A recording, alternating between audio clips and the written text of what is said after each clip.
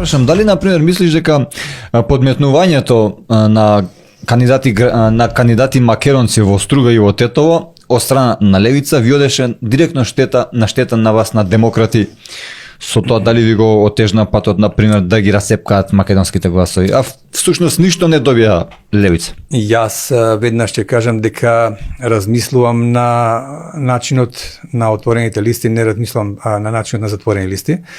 Односно, по принципот на затворени листи, токму тоа и се случува, значи некој кандидира, некој за да расцепка гласови, за да не му даде на некој доволно број за да влезе во втори круг и така натака. Како гума за спасување на... Да, додека јас воопшто не размислувам така, јас мислам дека не би требало да биде никаков проблем кои партии, колку кандидати, какви кандидати ќе кандидираат на било кое место во избирачко место во Македонија или било која изборна единица, затоа што сметам дека сите партии треба да бидат еднакви, не само по финансирање, него со отворените листи се гледа само кој е квалитетен кандидат. Значи воопшто не е битно, јас тоа не постои, мислам, за мене, извини, се поништува тој израз македонски партии, албански партии и така натаму кандидат. Едноставно тоа се партии со своја програма, со своји имиња и тие партии треба да имаат најквалитетни кандидати, најквалитетни луѓе како членови.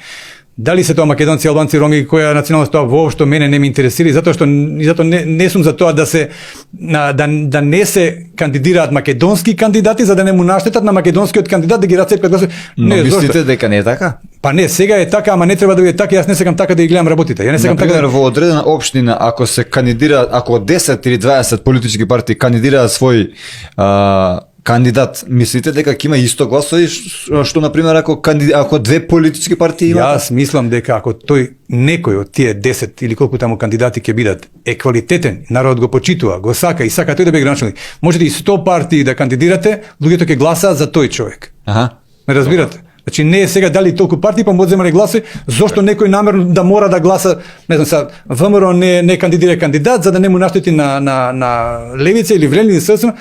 Зошто да ги има тој гласовите на тие луѓе во джеб? Па да мора тие луѓе, што викам, клиентелистите да гласаат по наредба, меѓутоа со отворени листи нема клиентелисти. Едноставно, луѓето си гледаат квалитетите на кандидатот, кој се дали албанец, македонец, не ме интересира, јас во тој човек верувам, имам доверба, го почитувам и гласам за него. Дури јас можам да гласам во да кажеме македонски општини со населени со македонци за албанец, зошто да не, ако е тој најквалитетен. Разбирате? Така да не се замарам воопшто со тие теории, со тие дали левица и демократи си направија конкуренција намерно, ненамерно, тоа се глупости за мене. Едноставно, подитно треба да се водат отворените листи и тогаш овие филозофии се тотално неважни, него ќе се истепаме и ние, и левица, и ВМРО, и сите најквалитетните луѓе да ги најдеме, нив да ги ставиме кои што луѓето најмногу ги барат, а не најпослушните, и тогаш да видите како тие луѓе ќе добијат гласови и како тогаш ќе тргне работа и со општината, и со државата, и со сите системи од државата. Ама ми звучи како коалиција воеднина да има меѓу левица и меѓу демократи. Видете, во политиката има едно правило, никогаш не вели никогаш, нели? Се е можно. Како беше политиката, уметност на можностите или на возможност.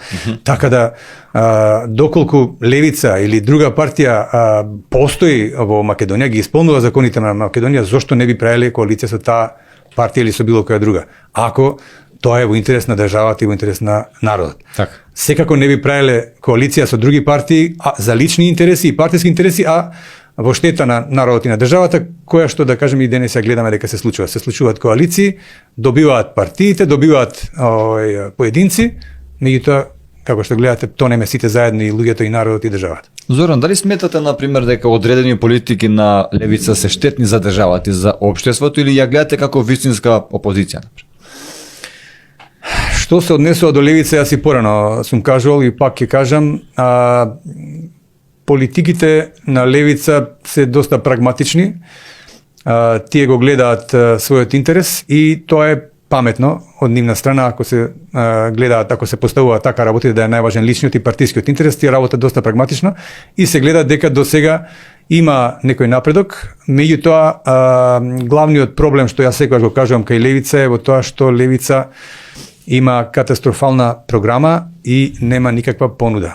Односно, левица има доста интелигентни луѓе кои што изворено ги фаќаат криминалните партии и СДСМ и ВМРО-ДПМН, за мене се тоа криминални партии, кои што ја утепа Македонија во секој поглед.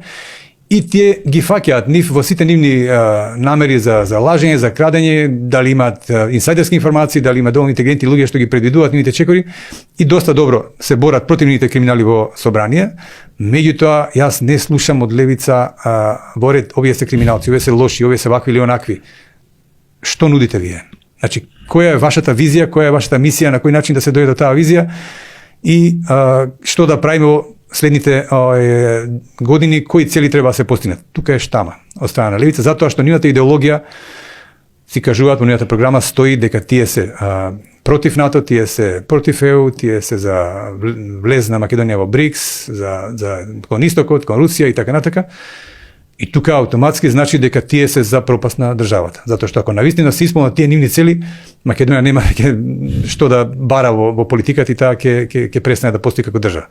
Најголемата поддршка што има Македонија за нејзиното постоење и функционирање од Америка и од Европската унија, тие се против тоа, така што навистина е страшно да помислам дека некојаш левица ќе освојат многу гласови, ќе дојат како главна партија на власт.